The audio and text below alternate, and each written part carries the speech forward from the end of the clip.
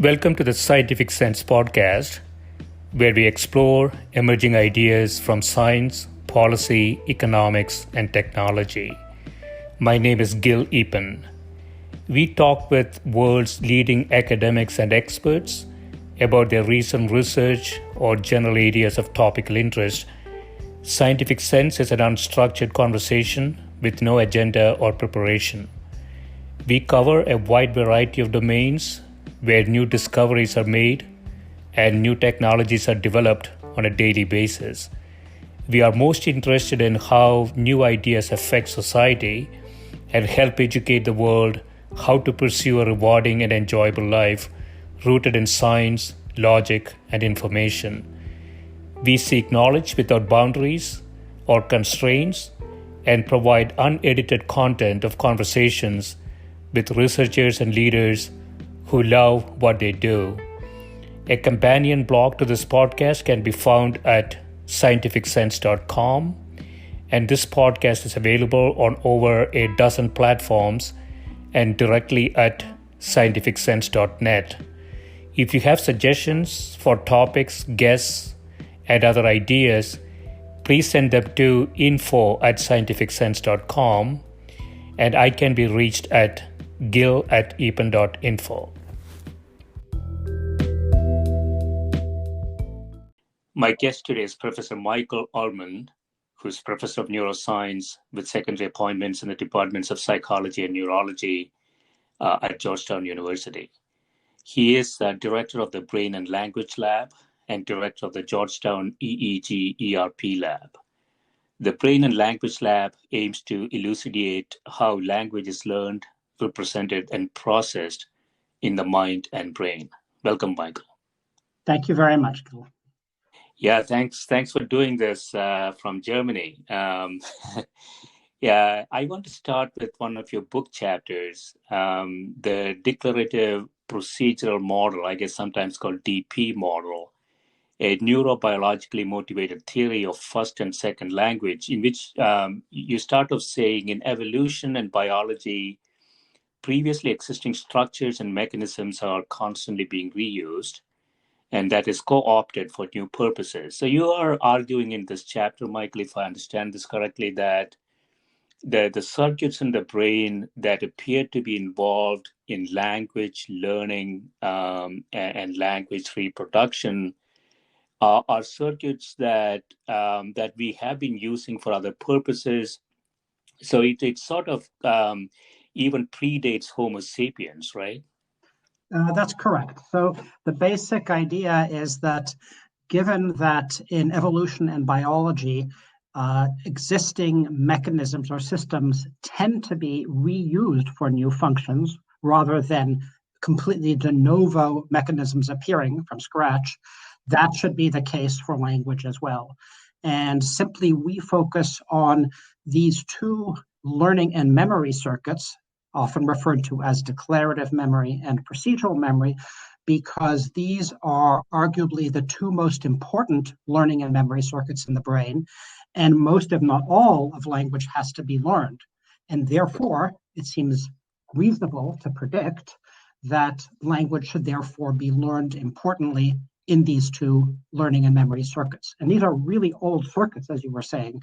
So you can find these circuits or precursors to them in other vertebrates. So, for example, the circuits underlying procedural memory, rooted in a structure called the basal ganglia, are what help songbirds learn their songs. Or in declarative memory, also in this example in birds, though they both exist in mammals, of course, declarative memory helps birds remember, for example, where they stash their acorns.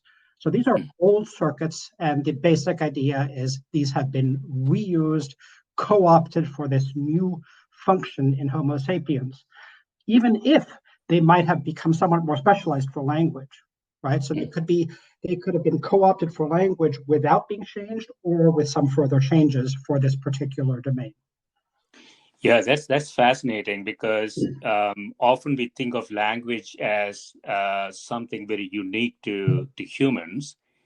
And so if this theory is correct, Michael, and I think there is enough empirical evidence it is, it basically means that we had the hardware and we sort of stumbled onto language and started using the existing hardware for language. That's right. And it's not exactly clear to what extent there might be additional specializations for language, right? So you can ask the question, well, why don't, if this is correct, why don't mice have language, for example, or songbirds? And we don't know the answer to that. It's probably some combination of the circuits becoming more specialized, additional circuitry in the brain evolving, for example, the massive frontal lobe development in humans that maybe gives these circuits more to work with or something like that. But the bottom line is that language is rooted in these pre-existing circuits, even if something new also developed. Yeah, so I want to dig a little deeper into these two circuits. So declarative and procedural circuits.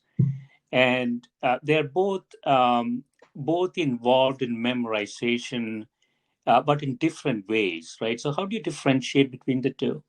So the way that we define the two learning and memory systems is neuroanatomically. So it's quite a precise definition. So we define declarative memory as the learning and memory that are rooted in the hippocampus and associated circuitry, other structures connected to the hippocampus, and procedural memory as the learning and memory that are rooted in the basal ganglia and associated circuitry.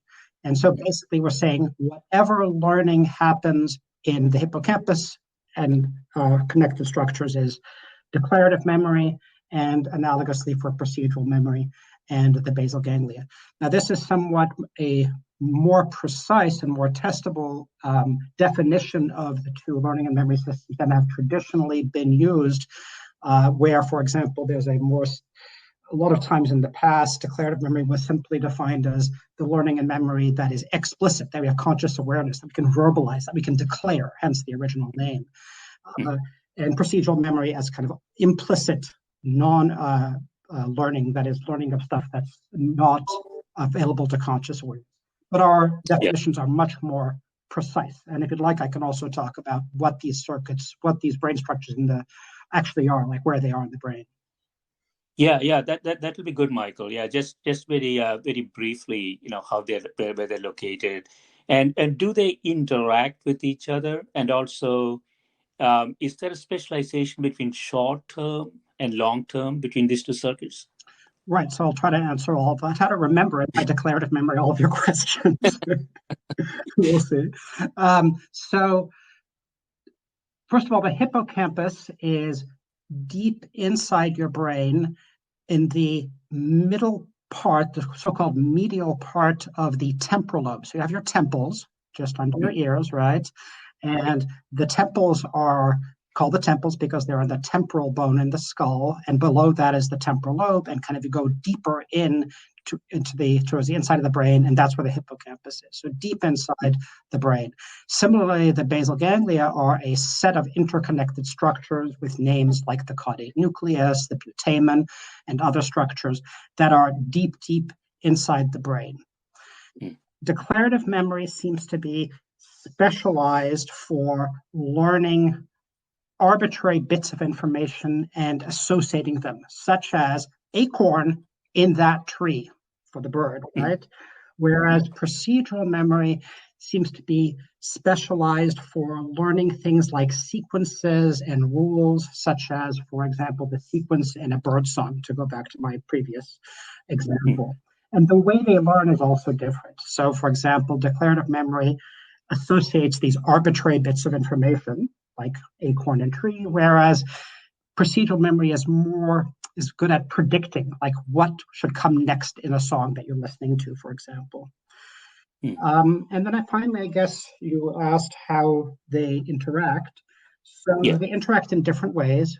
Two of the most important ways are what we refer to as redundancy or cooperative interaction, and the other one is competitive interaction or the seesaw effect. So the first of these, cooperative interaction or redundancy, basically is just saying that the two memory systems can, to some extent, learn the same task or function to solve the problem. So for example, in navigation, rats can navigate either by learning to automatically turn left at the corner, that's procedural memory, or to navigate towards a landmark, like a picture of you on the wall. And that happens in declarative memory. So the two systems are redundant in a sense in that they can both solve the problem of navigation, but as you can see from my example, in different ways. Wow, yeah. And so neuroscientists, Michael, get mad when I make analogs to computers, but would it be correct in sort of thinking about this as when information comes into the brain, does it go into the declarative circuits first, and then sort of delegated to the procedural part for long-term storage of a heuristic or something along those lines, or it's not how it works? It's a little, you're onto a little bit. So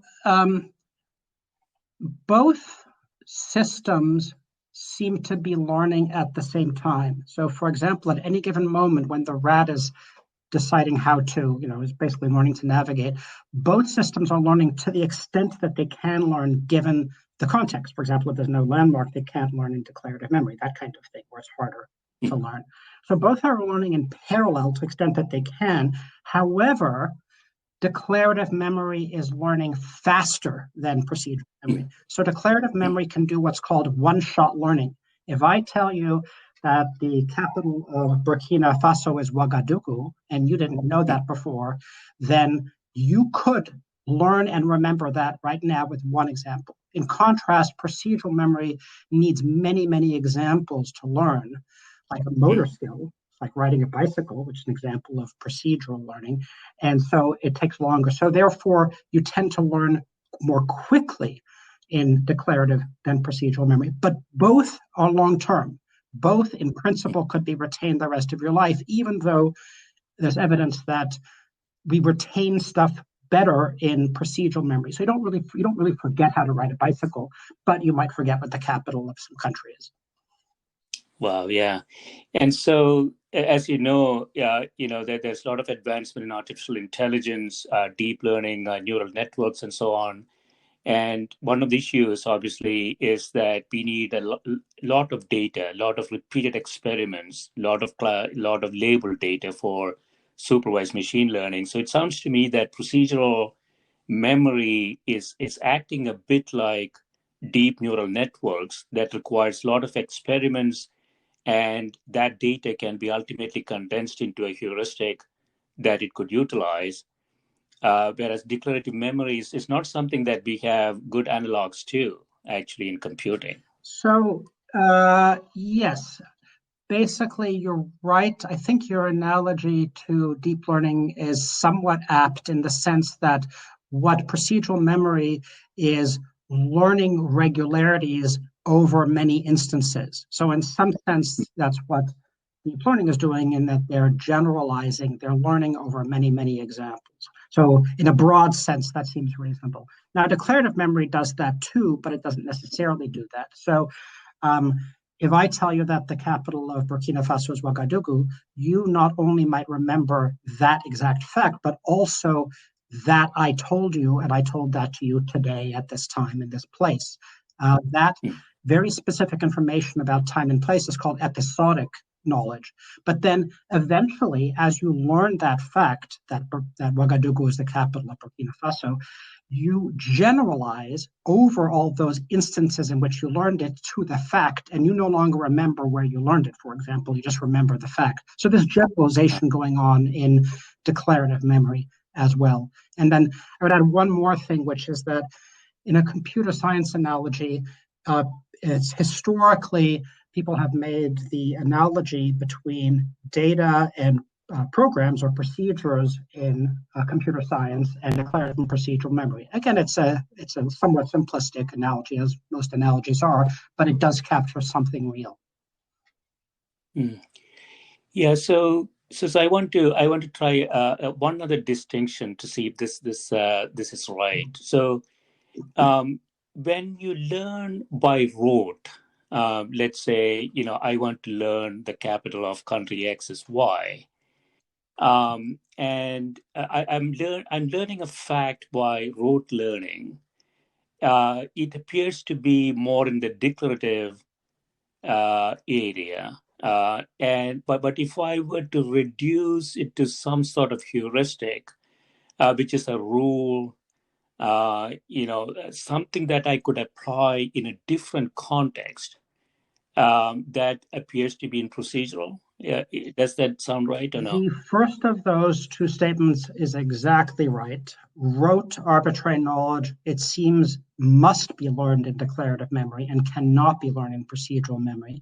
The second part is a little less true in the sense that, yes, it's true for procedural memory, that you learn rules how to do things. In fact, the procedural memory system is often called the how system, right? So that you are capturing something there, whereas declarative memory is often called as the what system. But nonetheless, you can also learn how to do things in declarative memory, and that goes back to this redundancy thing I talked about before, where in the example, for example, the rat who can learn how to navigate, if you will, both with landmarks in declarative memory and by automatically turning in one direction in procedural memory. So the how part can be done in both systems, but the what, the rote learning, really only in declarative memory. Okay. Do we have any experiments that, different animal models, including humans, where the importance of these two circuits sort of change? I'm just wondering if procedural is more late arriving from an evolutionary perspective or not. I don't know which of the two systems has evolved earlier than later. I guess it depends also on how one defines the precursors. I can say we do know, or at least I know better what happens developmentally, which was not your question, but I'll answer that anyway. And that is that in young children, declarative memory is not very good. So we don't remember very much what happened when we were 1 or 2, right? There's even a name for that, infantile amnesia. And it gets better and better as we get older during childhood. It seems to be at its peak in terms of learning new information about adolescence and early adulthood. And after that, it's all like most other things, it goes downhill. Whereas procedural memory it's less well understood than declarative memory, but it seems to be pretty good early on. And then it seems to decline. Learning abilities in the procedural memory decline during childhood and adolescence. So by the time you're a young adult, it's not as good as when you were a child. And so declarative memory gets better during childhood and procedural memory gets worse. And that may explain, for example, why to become a world-class gymnast or violinist, you have to start very early. It's not just the number of years that you practice, but it's when you start, because that probably relies importantly on procedural memory. Yeah, so Michael, I also wondered, is there any sort of evolutionary basis? So I would imagine a child early on getting a lot of information, doing a lot of experiments, a lot of noise, and it would be advisable to discard most of it, from purely an optimization perspective. Is that what we are finding or not? I guess that's consistent with what I'm saying. That's consistent with procedural memory being good at learning early on, because those kind of activities are very important early to begin to get a sense of the world, of the rules that you need to interact with the world. Yeah, I want to go into another paper that's sort of related, Michael. So child first language and adult second language are both tied to general purpose learning systems. And you ask, do the mechanisms underlying language, in fact, serve general purpose functions that pre-exist this uniquely human capacity? We talked a bit about that. But you also make this distinction between first and second language. I am especially interested in this, Michael, because I grew up in another country, almost half my life, had my entire education in a different language altogether. And I'm, reading about this a long time ago. I remember reading about where the brain activity happens between first language and second language. It appears to be in different regions of the brain. There is a translation sort of effect that happens for second language, and a little bit of a timing delay in that shows up as accents. I read. Is any of this true, or from your perspective, how does a first language, second language learning differ? Right. So I think I know which paper you might be referring to. It came out quite a while ago, it's like 2 decades ago. And that was Yeah. a paper in, I believe, Nature. I think it was Kim et al. But that's something where they showed that different second languages were activating different parts of the brain. That doesn't seem to be so clearly true. I think what we know now, and what is, I guess I'll describe this in the context of this model, is kind of the following. So what we talked about a minute ago, that is that declarative learning and declarative memory gets better during childhood, and learning and procedural memory gets worse during childhood, can explain, we think, a lot of the differences between first and second language, because a child learning early, by the way, that's not just their first, but an early learned second language. So it's on this view, it's the age that they're learning it, not the fact that it's second, will be learned largely in procedural memory, and therefore, given that a characteristic of procedural memory is that its stuff is automatized, will be very automatized. So your first language, or in my case, English as my first language, are very automatized, very fluent, whereas that is less likely to be the case for second language because it's learned later, and therefore procedural memory, being in which learning gets worse during childhood and adolescence, is less available for learning. And instead, that second language is learned more in declarative memory.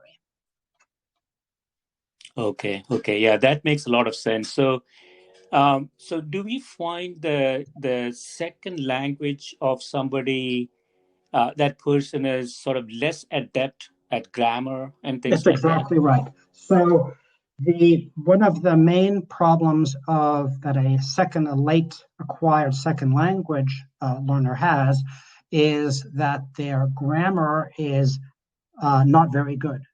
Other problems are articulation, so pronunciation and phonology. All of these crucially seem to be learned in procedural memory in early in childhood, that is for native speakers or early learned second language. But since procedural memory is less available later on, and declarative memory is more available, so that's pushing it even more towards declarative memory, these tend to rely more on declarative memory in later learners, and therefore won't be as fluent, won't be as automatized in second language learners. In contrast, words, lexical knowledge, are always learned in declarative memory in native language and in non-native language. So there are sometimes one finds fewer differences between first and second language speakers in word knowledge. Mm. Yeah, that is very fascinating. So, a second language speaker, if I understand this correctly, Michael, could be very good at meaning of words, but not necessarily, writing grammatically correct, correct pieces, Exactly, and perhaps. pronunciation as well. And of course, how good you are, if English, given that English seems to be your second language, at English, or me at my later learned second language, will depend on different factors. as well. So even words will not be learned that well if you learn them too late, right? Because declarative memory starts decreasing in its learning abilities in starting in early adulthood. So if you start at age 40, it's also difficult. And also, of course, how much exposure. So if you're constantly being exposed to words in English, in your case, then you are likely to have a very, very good knowledge of English lexical knowledge. But if you have less exposure, you'll have less of that. But in that view, it's less the age as the amount of exposure that matters, at least for lexical knowledge. Yeah, this will be an interesting experiment, Michael. I remember because I picked up English much later, to write graduate exams. That had a verbal part in that exam. The only way I could do that is to go back to the dictionary and learn word meanings one by one. And apparently a lot of people do that. To get through and the you were exams. able to do it, apparently, right? Able to do that. So presumably I'm just using declarative part of my memory part there, right? Yeah. And so is the brain, so let's say, you learned your first language in the first 10 years and you're trying to pick up a second language afterward. Is the brain sort of making do with the rules and heuristics and grammar that it has stored in the procedural part of the first language and trying to use it as a proxy? It's a great question.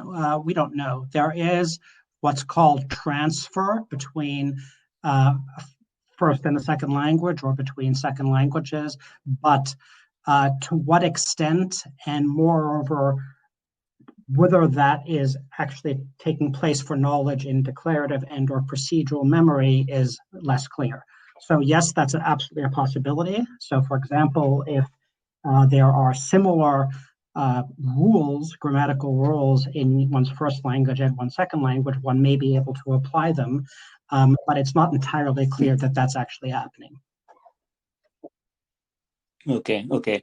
And so perhaps I know that in EU, similar languages, perhaps Spanish, French, and so on, people appear to be able to master those languages very easily, whereas it's much more difficult, to pick up Chinese, for example. So is sort of grammatical consistency or similarity we seeing between languages and the ease of picking up a second language sort of indicate the brain's Right, doing that? and there could be different reasons for what you're describing, including, for example, lexical similarity. So a lot of European languages have lots of cognates in common, right? So there are a lot of words in common, which means that learning the words of that language may be easier, which in turn may then facilitate learning the grammar, because once you have the words, it's easier to learn the grammar. Whereas, of course, in Chinese, as compared to Western languages, there's very little lexical overlap. There are very few cognates.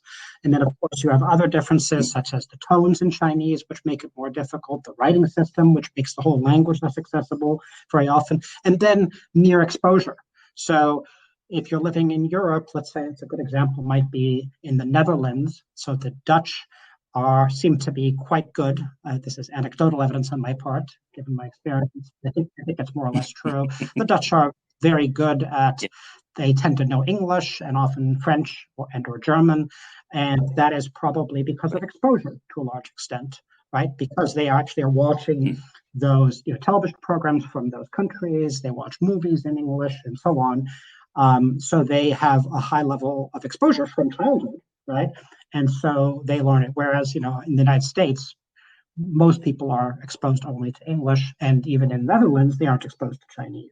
And then, of course, there are also other factors like motivation, right? So, and motivation they have different levels of effects, including simply making sure you're exposed, right? So if you want to learn a language, just studying it or listening to recordings or movies and so on, because you're motivated, can increase experience and therefore learning. Right, right. We'll take a quick break, Michael. When we come back, we'll talk about your other paper regarding developmental disorders of Absolutely. language. Thank you.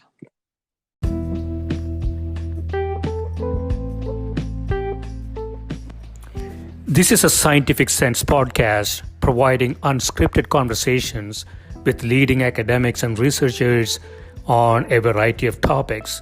If you'd like to sponsor this podcast, please reach out to info@scientificsense.com. So we are back, Michael. We are talking about the brain, how it learns language, how it uses language, and there apparently are two different circuits in the brain: the declarative and procedural circuits. And the combination of those two are sometimes called the DP model. And there are some differences as to how they specialize in, but more importantly, these are circuits that appear to exist pre-Homo sapiens and may be co-opted by humans for language purposes, and now further specializing in that area. One of the things, before we go into your next paper, Michael, one of the things I want to touch on is accents. And I remember the paper that you mentioned 25 years ago, also making the argument that when you pick up a second language, typically when you talk in that language, you have to first formulate your thought in your first language and sort of translate that into the second. And even though the brain is pretty powerful, there is a little bit of a time delay in it, and that shows up as accent. Do we have any evidence for this to be true? No, I don't think that that's likely to be true. I do think, however, that we are often slower in the second language than the first language. And one important reason for that is, you can throw this in a couple of different ways, I guess. One is simply it's less well learned, so it's slower, but more specifically, to the extent that the second language depends more on declarative memory, which we think it does, as we discussed in the previous segment, more than first language, and declarative memory is often slower than procedural memory. That will result in slower processing on average in the second than the first language. Okay, so I just want, and so I got the impression that the declarative memory is faster to learn, but are you saying it is slower to reproduce? Yes, that's exactly right. It's faster to learn, but slower at processing. So it learns. So going back to my example before, you can learn that Ouagadougou is the capital of Burkina Faso after one exposure, after I just say it, but you might be quite slow at retrieving that information. So if I ask you, what is the capital of Burkina Faso? You're not likely to retrieve the answer extremely quickly. You have to look for it. You have to try to recollect it. Whereas for learning a motor skill, like learning to bike or to drive or to type or something like that, it takes a long time to learn, but once you've learned it, you tend to be it tends to be quite automatized, quite rapid, quite reliable. Yeah. So do we have any voluntary, effect on that? What I'm thinking is that, for example, when students study close to the exam, I would imagine they're trying to use their declarative memory, but they might be more efficient in learning the concepts if they can push that into the procedural side, right? Do we have any control over that? So it's an interesting question. So, I mean, there's some kinds of things that we learn that can only be learned in declarative memory. And I briefly alluded to that earlier, like facts, right? Arbitrary stuff. So the kinds of knowledge, of fact-based knowledge that we are often tested on in academic settings, that is really learnable for the most part, probably only by declarative memory. So there, what you can do is you can try to improve the learning and retention declarative memory by various means, and we can talk about that, things called spacing or the testing effect, but it's probably hard in most circumstances to push that into procedural memory. On the other hand, there are some things you can, right? Our whole research program indicates that grammar is learned either in declarative and procedural memory, right, as we've been discussing. And so there are probably ways of pushing grammar learning more into procedural memory so that eventually it'll become more automatized. But that would probably take a while to do. So you have the decision about, in some sense, of whether you want to study longer, have more experience, and then eventually have it automatized, or learn more quickly and have it be learned in declarative memory, but then have recollection be a bit harder. Right. Okay. I want to touch on your other paper entitled The Neurocognition of Developmental Disorders of Language.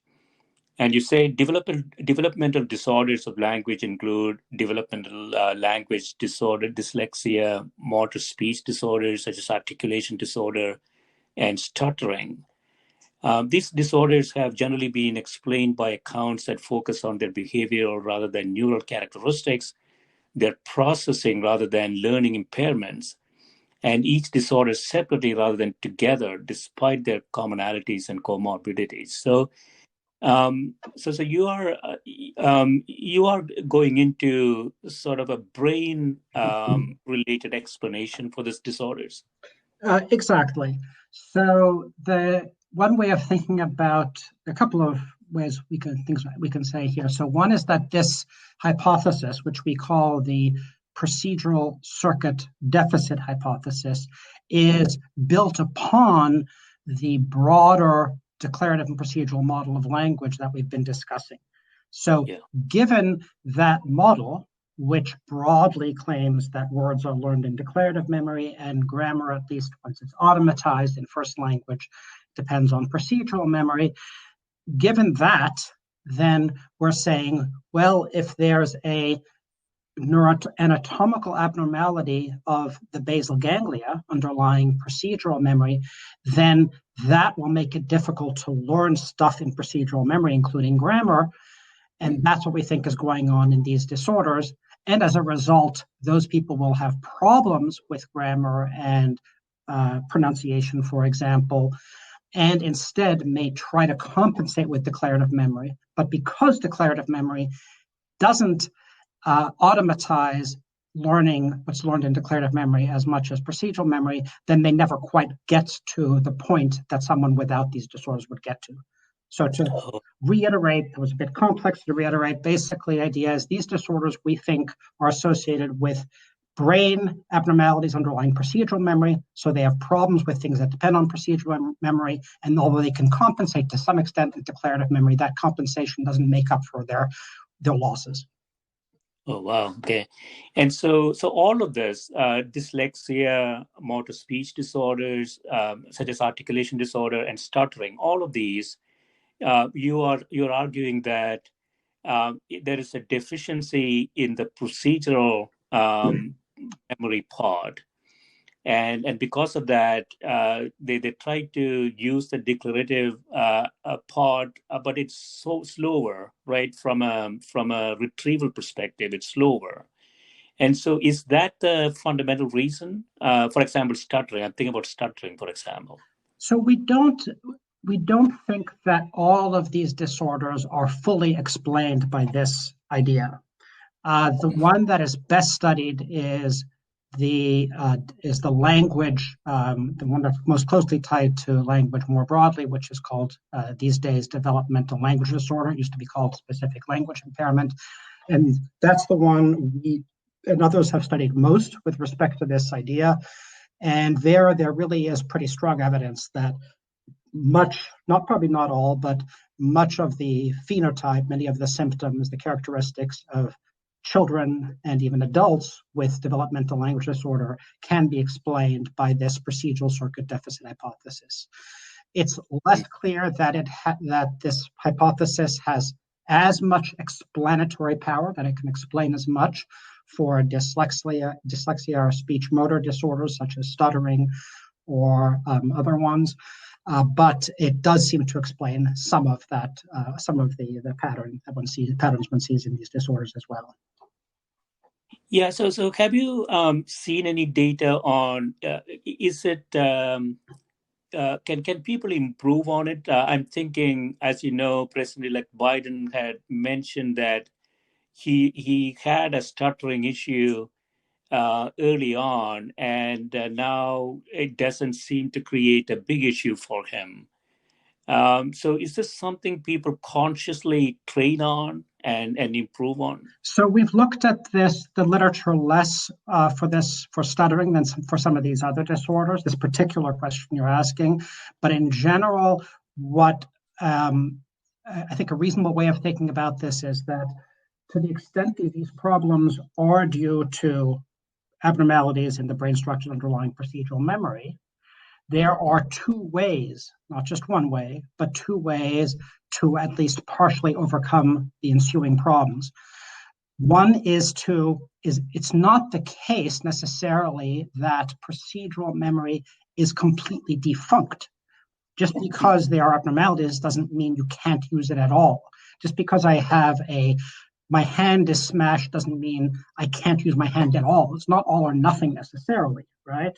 And so with enough practice, maybe of the right type, speech language therapy, and so on, that procedural memory system can eventually learn. And then in addition, declarative memory can learn, and that is often more intentional. So for example, for stuttering, one can learn strategies to overcome the stuttering. In Tourette syndrome, which we only talk about briefly in that paper, with cognitive behavioral therapy, one can learn strategies to avoid the tics, and so on. So one can really use both systems, we think, to overcome problems that are due even just to procedural memory in these disorders.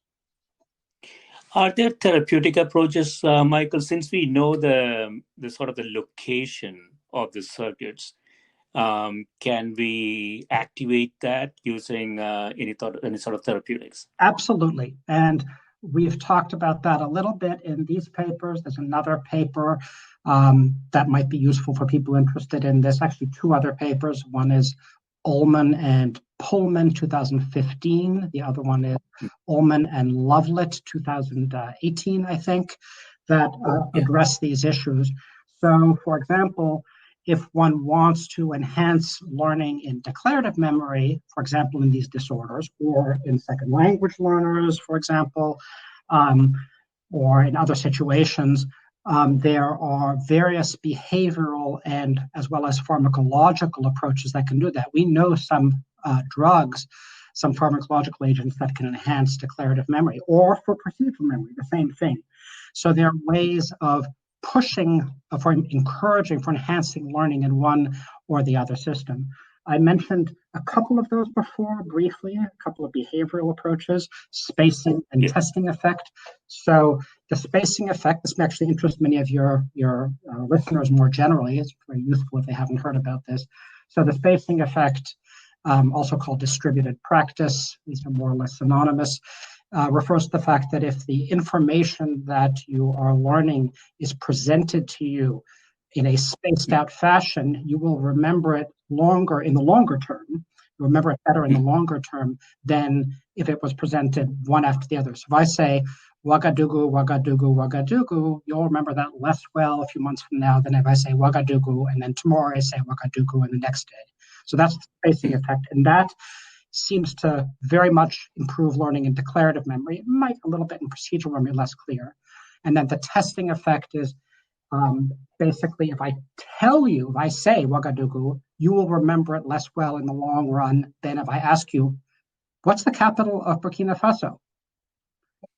So I cannot. Wagadugu, right? So even if you fail to retrieve it, the fact that you're trying to, just the testing effect, testing, that's why it's called the testing effect, also called retrieval practice, helps with long-term retention. And that seems to be specific to declarative memory. So there are ways of improving learning, enhancing learning and retention in one and or the other memory system using both behavioral and other approaches, including pharmacological approaches.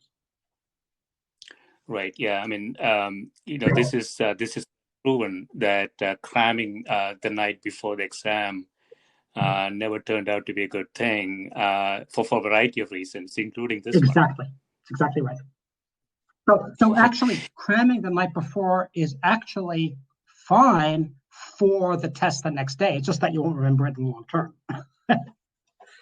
Okay. So I was thinking about the spacing there, because you probably won't have additional reinforcements, right? So you're probably just reading a book one time because you haven't done anything before the exam, and then you just do it. Yeah. Right. Yeah. And if you do it the night before the exam, it's actually so spacing and testing seem to be particularly effective in the longer term, whereas in the shorter term, if I say Ouagadougou 5 times right now, you're going to remember it pretty well 5 minutes from now. Whereas if it's spaced out over the last 5 days, you might not remember it as well. But 5 weeks from now, you would remember it better. Right. I haven't read the other papers, Michael, but so these brain regions, there has to be fMRI type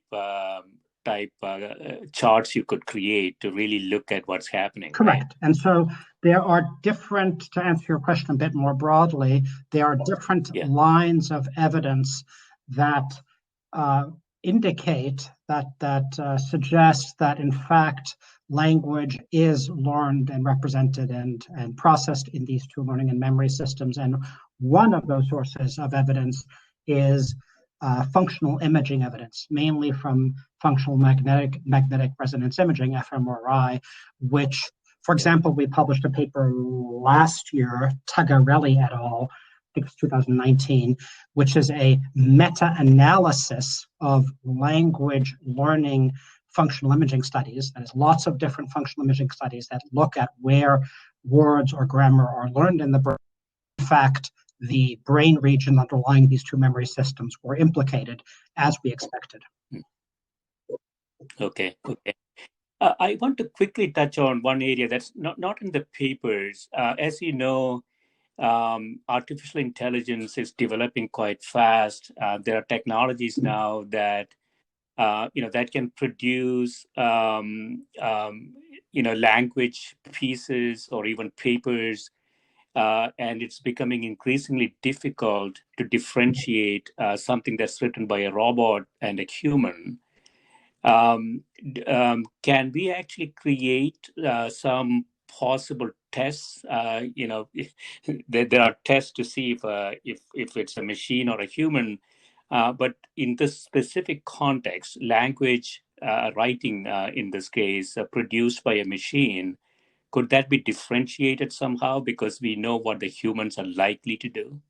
So it's not something I know very much about, and I haven't given much thought about it. However, one thought that occurred to me while you were asking the question, and again, this is in my ignorance, is that because these machine learning systems are largely based on brute force learning statistics based on the input for almost all of them, as far as I know, not completely, but I think largely, then one probably wouldn't want to devise a test that contained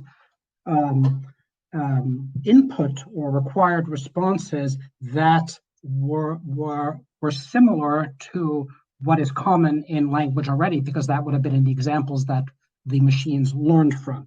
So one thought that just occurred to me now, I'm sure I'm not the first person to bring this up, even if it makes sense, which it might not, is that we have knowledge about language that is not very often applied, used, and that's something, these native speakers, right?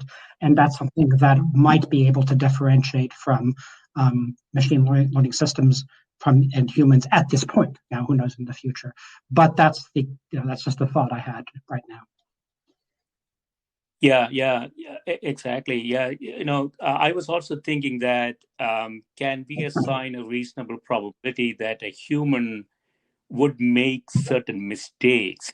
Mistakes maybe the wrong word, but humans will produce, like you say, perhaps unknown or infrequent combinations that a machine is unlikely to do. So if I go analyze, machine-produced piece A and a human-produced piece B, I would see probably more consistency, more similarity, more structural, let's call it robustness in a machine produced piece. I'm just throwing this out, Michael.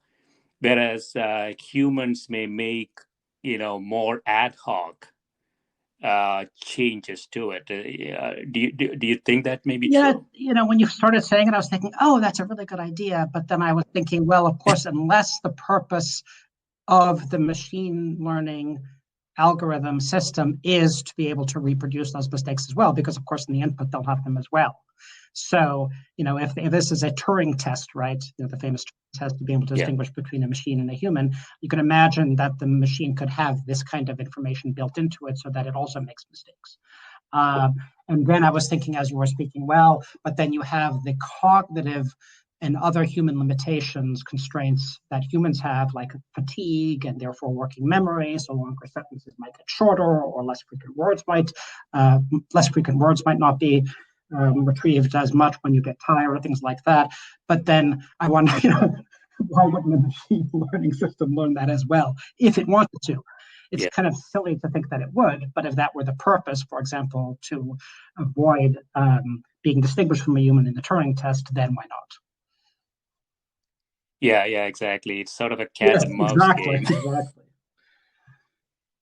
So in conclusion, Michael, I know that you have done a lot of work in this area over 25 years of research. Looking at everything that you have done, what has been it still remains to be most puzzling to you, specifically related to the human brain and language, the way that we use it? I'm not sure I can answer that question well. I think a lot of what we think we know, we are not very certain of in this domain, right? These are very complex systems, right? This is not the molecular structure of ceramic or something like that. These are extremely complex systems, very noisy, very variable, and so what we think we know is probably mostly wrong, a little bit right, perhaps. So that's a kind of a high level answer, basically saying we have a long way to go even for what we're already studying. Another answer, I suppose, the many possible answers I could give would be to cross the different levels, if you will, of areas of study in understanding brain and mind. So, for example, most of the work at this point understanding language is either behavioral or at the level of what's called functional neuroanatomy, that is what parts of the brain are implicated, but there's very little at other levels, like the cellular or molecular level, which genes are involved. And one of the things that actually I find particularly appealing, my own biases, because it's my theory, right? So I'm a biased person about the declarative procedural model, is that it does make predictions of that sort. That is, because we have this independent knowledge of the two memory systems from human animal studies, including even the genes and the neurotransmitters and so on, we can make predictions about language at those levels. So it'd be really nice to start integrating more across these different levels, and that's beginning to happen, but there's a long way to go. Yeah. Excellent. Yeah, this has been great, Michael. Thanks so much for spending time with me. Thank you so much for inviting me, and thanks everybody for listening. Yeah, and good luck with this research. Thank you. Bye.